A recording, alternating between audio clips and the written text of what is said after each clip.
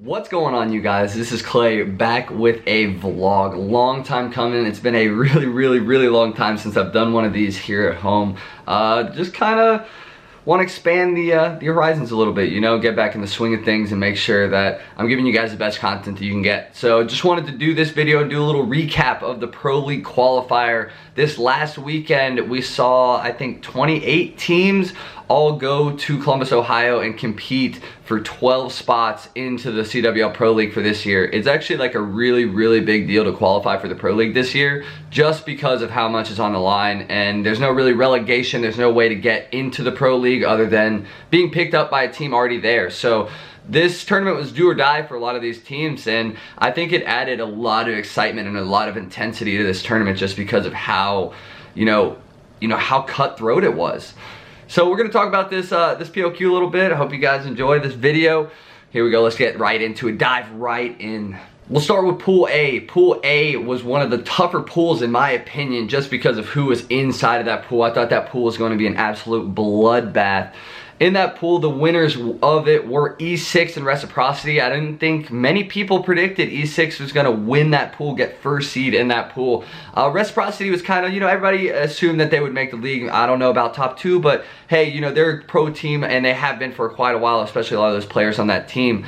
Enigma 6 though, they really came out and surprised a lot of people. I think with the addition of Frosty and the level of experience and talent that he brings to just video gaming in general, it really helped you know, kind of grow those other players on the team. And then you had these up and coming superstars like Kismet, who really just had one of the best tournaments of his career thus far. And I don't think it'll be, you know, the best ever, because I think this kid's just getting started, and it's really cool to see a team like E6 make it into the Pro League, especially the way they did. I'm pretty happy for them and for the Reciprocity boys.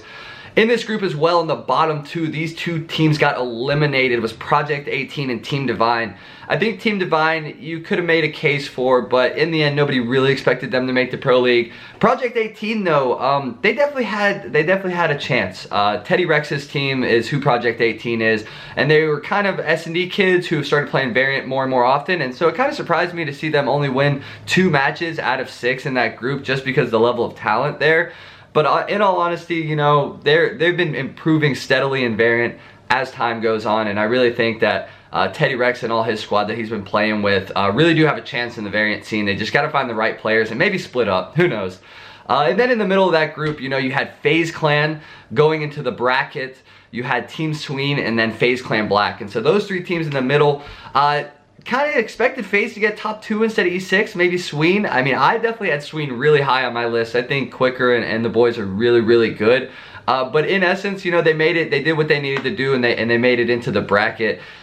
In all honesty, if you guys watched any of the POQ matches, this group actually kind of got wild. I honestly think that if some of these matches, like one round went differently and one little thing went the other way, I really think that this group would have been shaken up quite a bit. But in the end, you know, you have Project 18 Divine getting eliminated, E6 and Reciprocity getting a guaranteed spot in the Pro League, and then FaZe Clan Black, and Team Sween all making to the bracket, which I think most people expected Sween to make it through. But you know, as we'll talk about the bracket here in a little bit, that got wild as well. So moving on to Pool B. Pool B was, in my opinion, one of the most fun pools to watch, just because the level of actual talent in this pool, and Envy being in this pool, who, by the way, Envy were absolute superstars this event. I mean, shout out to Justin Silly Fargo and Apathy for really improving their gameplay. I mean, Aches even played pretty well at the qualifier. I think he tweeted out business as usual.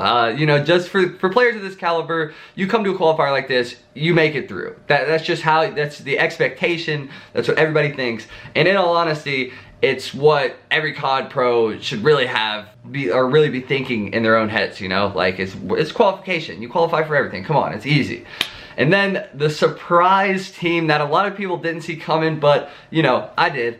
Heretics making it through with a 2nd place finish, only dropping 1 series to Envy, and the way that they closed out their qualification match was fuego. It was actually one of the coolest endings of any Game 5 I've ever seen, and especially for a qualification spot, and especially for these guys.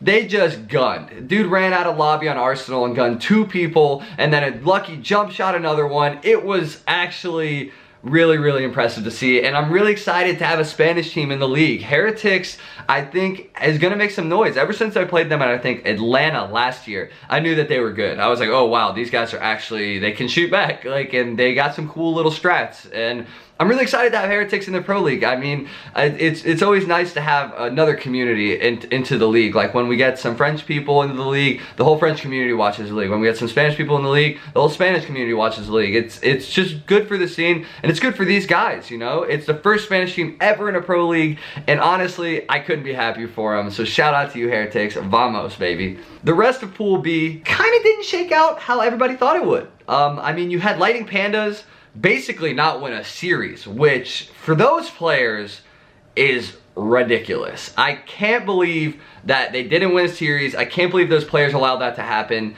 There's no excuse. There's no real reasoning behind that. I mean, yeah, you could say I had an off 5 days of COD, or the team just didn't work out. Well, like that, you had a month to fix all your problems, and if you're not gonna fix your problems, then it's like, why are you still trying to compete? Like, what were you guys doing? I don't want to like harp on them too much because I really don't know the full story. But to see a result of Lightning Pandas being eliminated at 0-6 in the PLQ was actually absurd to me, and I don't know what's going on with those players. No idea. In second to last, there was Giants. And, you know, they've always been kind of on the cusp, and I think that some of those players are kind of past their prime in a way. I think that they played well enough, but, you know, in a group like this, especially with, you know, Heretics taking that second spot, you're going to have to win more than one match to make it through to even the bracket. And I just didn't think they had enough talent there to really do it, and so that wasn't as surprising to me.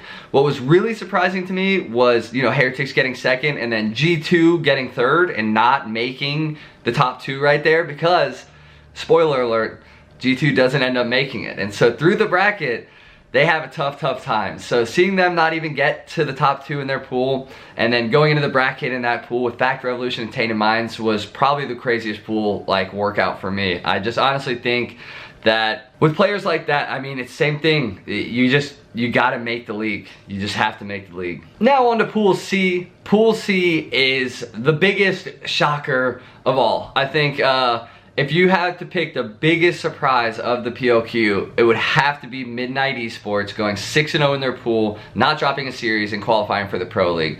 5 players who, you know, 4 of them have never really sniffed the Pro League. They really haven't. And it's insane to me to see this team do what they did. You know, having amateur players of this level play at the level that they played and make it to the Pro League. We just scrimmed them actually yesterday, and in all honesty, they are really, really good. They're a good team, and I think that if they keep their heads on straight and don't let all the pressure and stuff get to them, I think that they're going to do really well in the Pro League. And to have these new faces and these new players in the league, it's really awesome. I think there's a total of like 25 new CWL players this year, which is crazy to think about. You know, you can make 5 teams of 5 with all those players, and to have that many new players in the league, it's only good for the scene, and I'm really excited for those guys and to see what they can do in the league. Coming in second place, you had 100 Thieves. Started off very, very, very, very slow. I truly believe if 100 Thieves doesn't make that comeback versus Team Space in Game 5 when they're down 1-5, I truly believe they go down 0-2 right there. The next day, 100 Thieves played Mazer Gaming, who got dead last in their pool, went literally like, won like 2 maps, I think. They didn't win a lot of maps, and they went 2-0 up on 100 Thieves. They literally went 2-0 up on 100 Thieves, and I truly believe that if 100 Thieves doesn't make a 1-5 comeback against Mazer Gaming, or against Team Space, I truly believe that they lose that series to Mazer Gaming the next day and go 0-3 in their pool. And starting off 0-3 in these pools, I'm not sure that they would have been able to make it into the bracket. And so it honestly was a really, really rough start for them, but that spark that they needed and that comeback that they needed against Team Space really propelled them into that second place spot and auto-qualifying for the league. So shout out to those guys for having the tenacity and really just keeping composure, because it's really hard in a situation like that, especially with all the outside pressure that 100 Thieves was facing. So shout out to those guys, for sure. The rest of Pool C really shook out, you know, up and down. A lot of people thought that Pittsburgh Knights was going to make it through. Pittsburgh Knights ended up getting 6th place in their pool. Bottom 2 didn't qualify. Now, these are some players that have been on the precipice of the Pro League for a while. I mean, some of the players have been in the Pro League, but everybody expected them to make it. And to go out bottom 2 was a shock. I mean, they did win 2 of their matches, but in a pool with overtime, accelerate, midnight. You know, you look at all those teams at the beginning and you don't really think that there's, you know, a ton of competition other than, you know, 100 Thieves, Team Space. Okay, sure. But you don't really expect Accelerate to come out swinging how they did. You don't expect Midnight to go 6-0. You don't expect Overtime, the French team, to get third in the pool. You don't expect any of this. And so for them, I'm sure they were just as shocked as I was. And to have them be knocked out, I mean, it's heartbreaking for those players. It's heartbreaking for a lot of these pro players and players who rely on Call of Duty for a living. It's hard to not make the league, and I feel for them. I mean, it's one of those things where, I mean, you just had to play better. Like, you can't make an excuse. You can't really say anything. You just had to play better, dude. So in the middle of that group, Overtime Esports, Team Space, and Accelerate Gaming, this entire group made it out into the Pro League. 5 out of 7, the maximum amount of teams possible, which is crazy. This group was the hardest by far. No wonder Pittsburgh Knights didn't make it. All 5 of these teams made it into the Pro League. So shout out to the Warriors inside of Pool C, and, you know, Major Gaming, I feel for you. I'm sure that was not any fun playing in this pool. It probably was very, very stressful. Very stressful. Pool D is our last pool to cover here at the PLQ. You had EG, UYU, Red Reserve, MINDFREAK, Movistar Riders, and then the last 2 who didn't make it, Imperial and Nation of Power. I can't speak too much to Imperial and Nation of Power. I thought Imperial would do a little better than they did, but I kind of expected it out of Nation of Power. But coming out on top, my boy Tyler Fellow and Bryce Vicento getting that #1 spot inside of Pool D with Evil Geniuses, only dropping 1 series, and it was one I think they should have won. They played the Aussie boys, and I really, really think that MINDFREAK series, well, it could have went either way.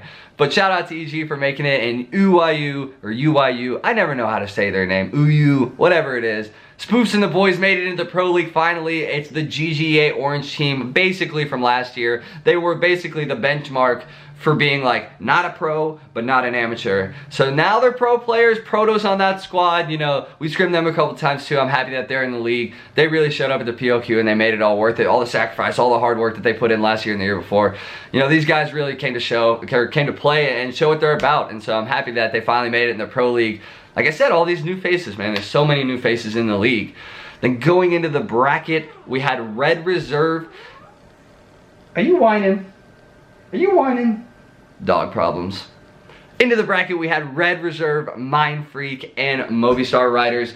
I think MINDFREAK was one of the biggest surprises. They started off 4-0. They were playing so well. And then to drop as far down as they did, absurd. I can't believe it. I really feel for the Aussie guys. They should have qualified into the league for the from pools. You know, to start off 4-0, you think you have it in the bag. It's crazy to think that something can happen that isn't really what everybody wants, you know?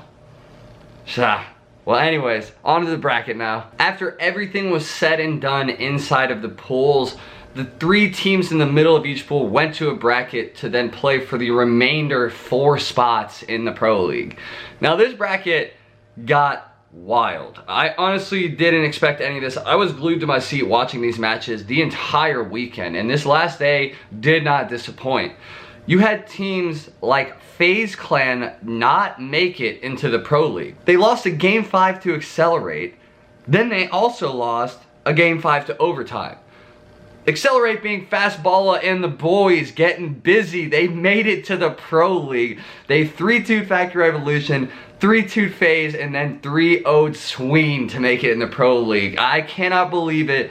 I've known Fastballa since Black Ops 1 when he would play as USA Toasters on the PCL ladders. And for him to be in the Pro League now, shout out to that guy. That's what grinding, hard work, dedication actually does for you, man. And you know, it's awesome to see them in the Pro League. But on the flip side, for FaZe to lose the way they did, and for the players of this caliber, like, it is beyond disappointing and beyond failure for those guys. And I feel for them. I still have pretty good relationships with them, and to see them so down, it sucks. And it's just a product of, it's multiple things. I think there's multiple issues in that team. I think the core has been together too long and have gotten too comfortable. I think that FaZe, the organization doesn't really care about the COD team, and so it makes them not really care about improving or getting better or like any of that stuff. And I think there's just a ton of issues in that team that need to be solved, and hope that might be the last we ever see of that core together. And it's crazy to think about, but I think it might have been necessary. I mean, not making the Pro League is a little drastic, but something of this stature kind of needed to happen for this team to finally realize, like, okay, maybe we need to split up the core, you know, instead of just trying to fix the outer, the fringes and stuff. And then you had Red Reserve actually losing to Team Space 3-1, dropping in the losers bracket. Then you had G2 losing to MINDFREAK 3-1 and dropping in the losers bracket. So you had Red Reserve versus G2 in the losers bracket for a league spot. Loser goes home, winner gets in the league. That's crazy. Both of those teams deserve to be in the league, but I guess they didn't play well enough to deserve it here at the PLQ. That match was one of the crazier matches I've watched. It went to a game 5, and Rated got his Annihilator with 1 kill round 11. He did shut down a Tempest with it, so, you know, to get his Annihilator, so I'm not really hating on the game too much, but I just think Specialist building over time and not score is a dumb idea, and we removed it in Black Ops 3 for that very reason. They removed the Specialist gain over time, and they made it score only. So the game was crazy. Went to game 5, Rated got his Annihilator, won the round for him. Red Reserve qualifies, G2 is out. That's another shock.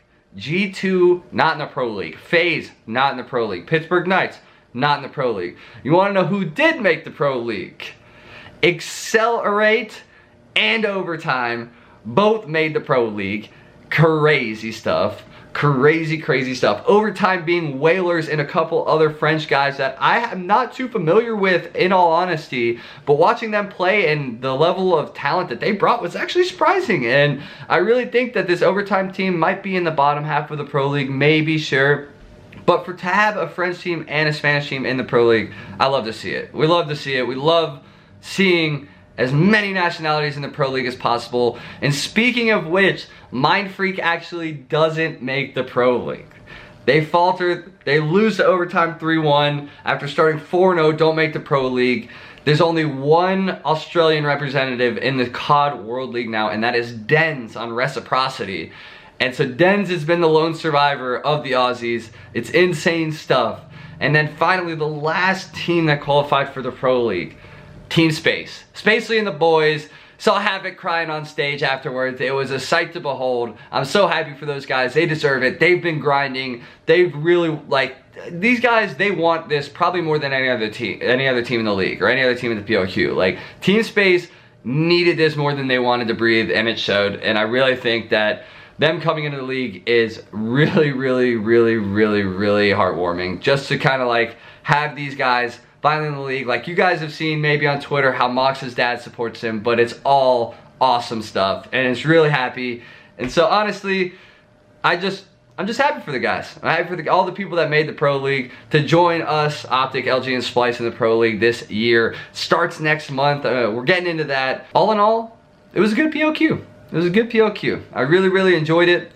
You know, some of the players that stood out to me the most, you gotta think about the rookies. The people who have never been in the Pro League. You're looking at people like Metals. His 3rd event ever, Metals plays for HERETICS. Metals' 3rd event ever will be the Pro League. No joke. This guy is the definition of a rookie, and this guy came in to play, smashed it. You gotta look at some of these other people, like, you could consider Frosty a rookie. He hasn't played a ton of COD. He was preparing for a Halo event the week or 2 weeks before Vegas. Like, he only had about 3 weeks before this PLQ to actually play COD, and this kid came in and beasted it. These guys really stood out to me as kind of these, I wouldn't call Frosty an inexperienced player, but somebody like Metals. Insane stuff. Then you look at some of the other players who you kind of expected to do well, but my MVP of the weekend has to be Silly from Envy. He played phenomenally, put up one of the best performances I've seen him put up in a while. It's just Justin, when he plays a lot of money 10s and he's playing a lot of Call of Duty and he's just playing a lot and a lot and a lot, he gets really, really, really good. So shout out to Justin, shout out to Metal, shout out to Frosty. Welcome to the Pro League, all of you new faces. Really, really good times ahead. I hope everybody's going to enjoy Columbus, Ohio. Hopefully it's a little better than last year, but I'm not too worried about it.